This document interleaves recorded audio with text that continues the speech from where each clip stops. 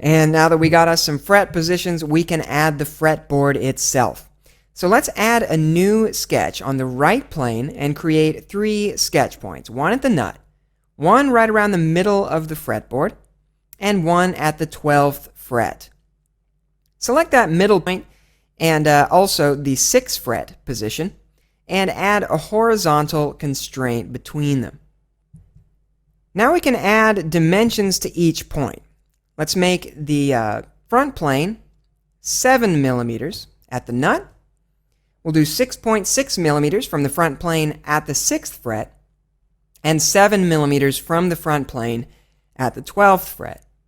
Add a 3-point arc beginning at that top point and extending down below the bottom point, and then arching inward a bit toward the guitar. Make it coincident with the other 2 points. And select the bottom point of the arc and the midpoint of the sound hole, and add a horizontal constraint. So you can exit and rename the sketch Fretboard Profile. As it turns out, the best fretboards are never flat. They need a bit of extra space to vibrate between the nut and the 12th fret, called a relief. Otherwise, you're liable to get buzzing when you play really loudly. The arc is obviously very subtle, but my understanding is that it makes a very big difference.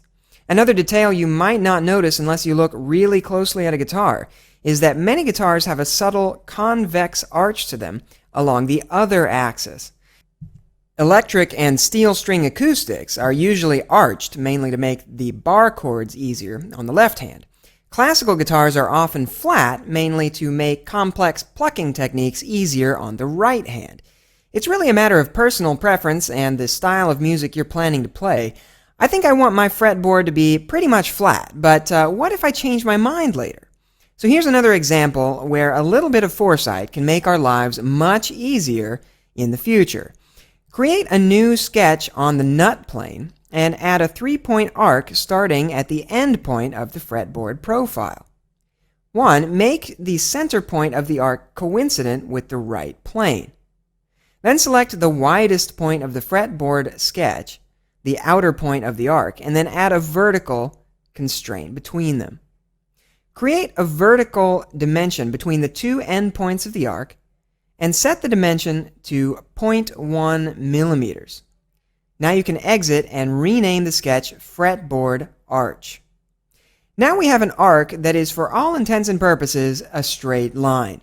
Later on, if I change my mind and decide I want to add an arc to the fretboard, I can just come back and adjust that one dimension, and the arc comes right back. Now, we're doing a lot of future-proofing in this series so far, but a word of warning, you can overdo it.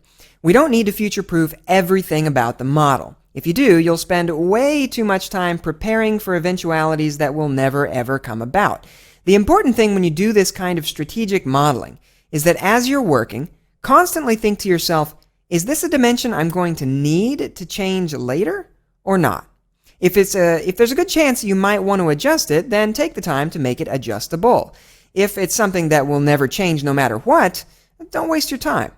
The next important consideration with the fretboard is the desired action, which is basically the distance from the strings to the 12th fret. It's how far you have to push the string in order to hit the fret, especially at the higher notes. This would be really simple, except for the fact that you usually want for the action to be ever so slightly higher for the thicker strings, partly to compensate for their girth, but more so because they move a lot further than the small strings when they ring out. So we want to keep the small strings as low as possible to improve playability with high, fast melody lines, but those bigger strings are going to be further out. Before we can define our action, we need to know how high the frets will be.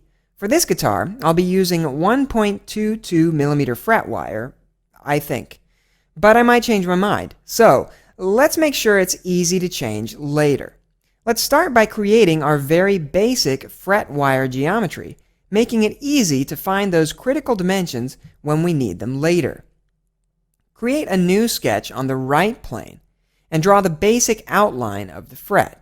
Don't bother trying to make it follow the curve of the fretboard relief. The fret wire won't do that in real life anyway. Just draw a center line from the midpoint of the arc to the midpoint of the tang, and then constrain it to horizontal.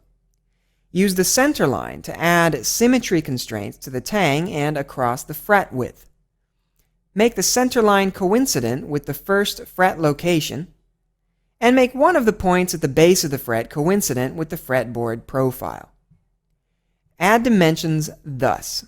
Let's add the tang width at 0.58 millimeters and rename the value tang width. Let's set the tang length to 1.57 millimeters and rename that value tang length. We'll set the fret width to 2.34 millimeters and rename that fret width. And finally, set the fret height to 1.22 millimeters and rename the value fret height. Exit the sketch and call it fret dimensions. Create a new sketch on the nut plane and draw a 3-point arc all the way across the fretboard. This one's not going to be mirrored. We want the whole width. Constrain the center point of the arc to the right plane. Constrain the right point to be vertical from the fretboard arch endpoint below it. Draw a vertical center line. Select the points on either side of the arch and add a symmetry constraint across that center line. Select the arc and the fretboard arch and constrain them to be concentric. Add a dimension between the two arcs and type equals fret height plus 0.15 in the value. Exit the sketch and rename it nut height. Select the nut height sketch in the history tree and Control-C to copy it. Then select the fret 12 plane and Control-V to paste. Edit the new sketch. A lot of folks don't know that you can copy and paste sketches from one plane to another. You lose all of your constraints in the process, but at least it'll give you something to start with. Make the center line coincident with the fret 12 location on the fretboard profile curve. Select the arc and the fretboard arch and constrain them to be concentric. Select the end point of the arc and the end point of the fretboard arch and add a vertical constraint. Now add a sketch point at the midpoint of the arch. Add a smart dimension between it and the fret 12 location point. Set it to be equal to the fret height variable. Set it to construction geometry. Now we have a curve representing the exact top edge of the 12th fret, and we can use that to measure the action of the strings. Draw another arc above the fret line. Set its endpoints to be vertical above the endpoints of the fret line. Make sure the high E string action is 4.5 millimeters. Then make the low E string action 5.5 millimeters. Select the arc and the fret line and give them an equal radius constraint. Then exit the sketch and rename it fret 12 action. Now, finding the saddle height will be a simple matter of projecting a linear surface through the nut height and the fret 12 action sketches all the way down to the top plane. Easiest way I can think of at the moment to do that is with a surface. Create a new sketch on the nut plane. Select the nut height arc and use Convert Entities to duplicate the curve into a new sketch, and then exit the sketch. Create a new sketch on the fret 12 plane. Select the fret 12 action arc and Convert Entities for that one as well. Then exit the sketch. Now run the Loft tool and expand the Flyout design tree and select the two new sketches. Be sure not to pick the sketch curves from the viewport because you're liable to pick those original curves and not the new duplicates we just created. When you exit the Loft tool, you'll see that the Loft feature in the tree has absorbed our new duplicate sketches, but our originals are still up there with the rest of the sketches, nice and clean-like, easy to find, and more importantly, easy to reorder if necessary.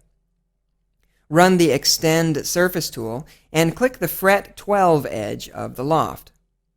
Set the end condition to be up to surface and select the top saddle plane. Make sure the extension type is Same Surface. Create a new sketch on the top saddle plane. Select the edge of the new Extend surface and convert entities. Exit the sketch and rename it Saddle Height. Now we can use Direct Editing tab. If you don't see that tab, remember, you can right-click on any of these tabs to turn on and off new tabs. And then we'll use the Delete Solid/Surface tool and select the surface and commit the change. The surface we just created was for construction only, and I really don't want it in my way as I work with the rest of the model. Now that we've deleted the body, it won't be there to bug us anymore. Select all of the planes, axes, and their parent sketches in the Feature Manager. Then right-click and Add to New Folder. Call the folder Reference. Select everything else in the tree and right-click, then Add to New Folder, and call it Profiles. And that, my friends, is the end of the boring stuff. Now that we've got a nice, flexible, easy-to-control framework of dimensions, from here on out we'll be building this sucker in all of its tasty 3D surfacing goodness. And you can think of the work we've done so far as a sort of easy-to-control armature. This way, when your buddy Eddie V comes over to jam and expresses envy at the kick-arse axe you're rocking, you'll be able to say, "Sure, Eddie, I'll make you one. How long do you want it?" "Oh, you like an arched fretboard with really low action? No worries. Bloop, bloop. Done. Start the machines, and we'll have this thing cut by lunch." All right, kids. We'll see you on the flip side.